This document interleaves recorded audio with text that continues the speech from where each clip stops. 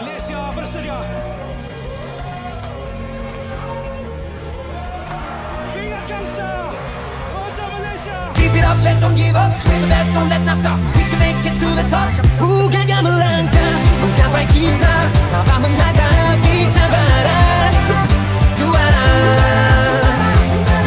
Semua ini.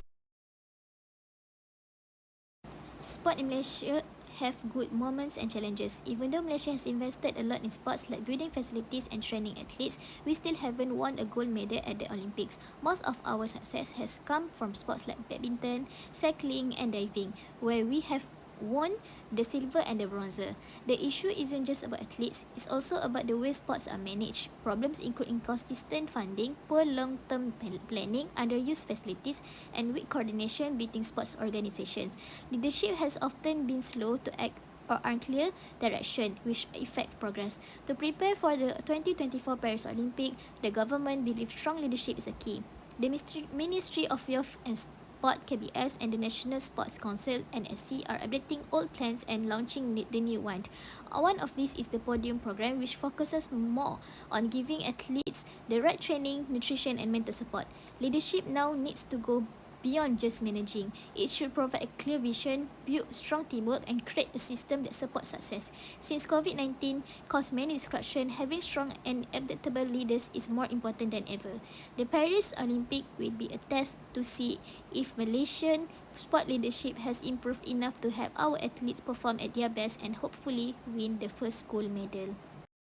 Okay, so Malaysia's preparation for the Paris 2024 Olympics used various leadership models to build athletes. The efforts were led by Ministry of Youth and Sports, SC and OCM. The approaches focus on motivation, support, and performance strategy.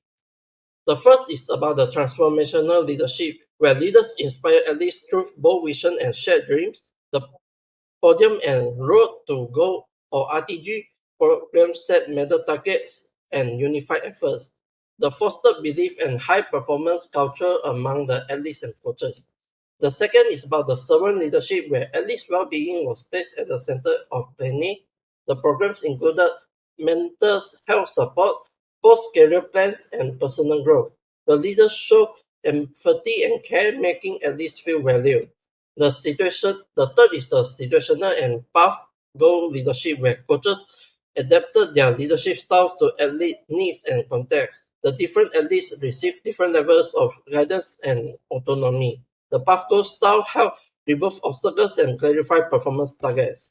The fourth is the strategic leadership, which focus on long-term planning and resource investment. The RTG and NSC developed roadmaps using data and performance tracking. The academics and sports science centers were key strategies.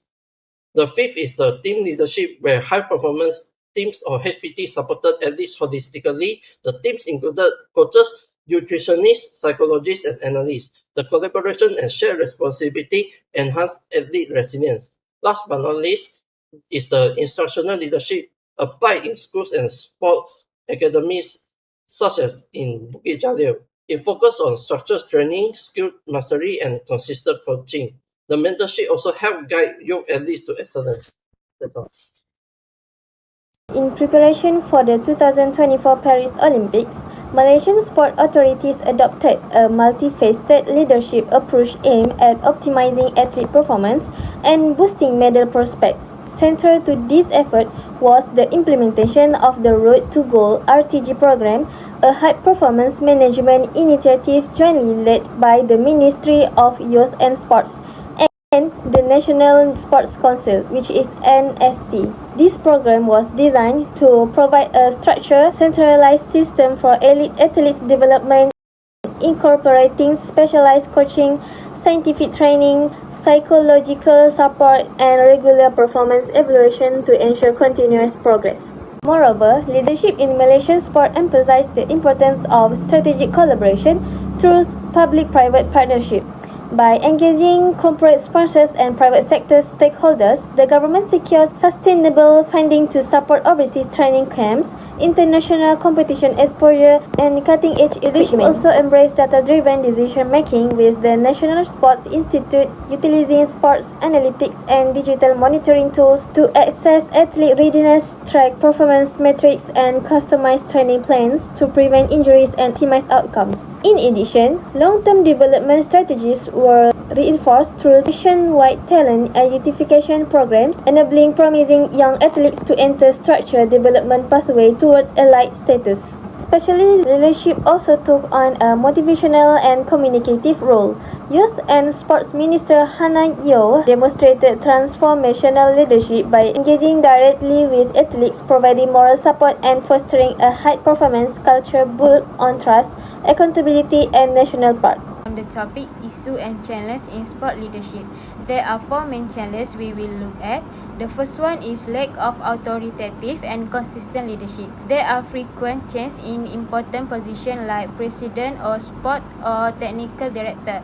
These changes often lead to inconsistent policy that follow personal interests rather than a long-term plan. As a result, athlete development programs are disrupted. Without strong and stable leadership, our national athletes struggle to perform well. The second one is lack of focus on medal potential sport. Malaysia has a strong record in sport like badminton, track cycling, and diving. Research and attention are sometimes directed to less promising or popular sport. This leads to missed opportunity for Olympic success as key sports do not get the facility, funding or international exposure they need. The third one is governance and transparency issue. Another major issue is the lack of transparency in sport organization. This affects athlete morale, especially when they face unfair selection process or unequal distribution of support. If leadership lack integrity, it damages the reputation of our sport system. The last one is poor integration between agencies. Effective sport development requires collaboration between many agencies, such as the National Sport Council, the Ministry of Youth and Sport. In Malaysia, these agencies often work in coordination. For example, school-level athletes with great potential are not always connected to national level development. Next, I will continue with the suggestion or solution to overcome the problem. We have identified 4 leadership strategies that can help improve Malaysian performance at the international level, especially in the Olympic. The first one is enhancing strategic sport governance. One major challenge in Malaysian sport is lack of stable and unified leadership. To overcome this, agencies like KBS, MSN and ISN must work under a single long-term vision. A Central Olympic Steering Committee should be established to coordinate effort, track KPI and ensure quick decision-making. This not only strengthens leadership consistency but also solve agency integration issue. Countries like the UK and Australia have proven the effectiveness of this model in achieving Olympic success. The second one is implementing evidence-based on leadership training. Currently, many sport leaders rely on personal experience alone.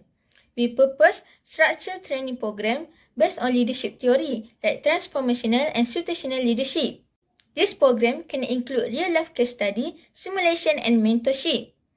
With this, we can develop more confident and adaptable leaders who are ready to make smart decisions under pressure. The third one is revamping talent development. The key to Olympic success is early identification and long-term athlete growth. We should integrating a structured sport program into school to identify athletes from a young age. Talent development hub should be created across all the states, especially in rural areas, to ensure equal access and continuous growth. Most importantly, this development effort must be aligned with the Olympic sport that offer high medal potential such as cycling, diving and badminton. This ensures smart resource use and build a strong pipeline of future champions. Last but not least is enhancing mental conditioning. Physical training alone is not enough. Athletes also need mental strength to perform under pressure. We should embedding a mental skill training into national program and hiring a qualified sport psychologist. Coach should also be trained to spot mental fatigue and provide proper support. A mentally prepared athlete more likely to succeed and stay consistent, especially on the Olympic stage. In conclusion, Malaysia Olympic success depends greatly on a strong and effective leadership. For the 2024 Paris Olympic, different leadership styles like transformational, servant, and strategic leadership have been used to help athletes perform better and improve the overall sport systems. Programs like Road to Gold (RTG) show how important it is to have a clear planning, database decisions, athlete-focused supports, and teamwork between different sectors. However, there are still have a problem, such as weak leadership consistency, poor coordination between agencies, and not enough focus on sports that can actually win a medal. To fix this, Malaysia needs better governance, leadership training, talent development from a young age, and stronger support for athletes' mental health. If Malaysia continue to be a strong, united, and forward-thinking sports system, we can not only improve our chances of winning medals, but also achieve long-term success in international sport. Thank you.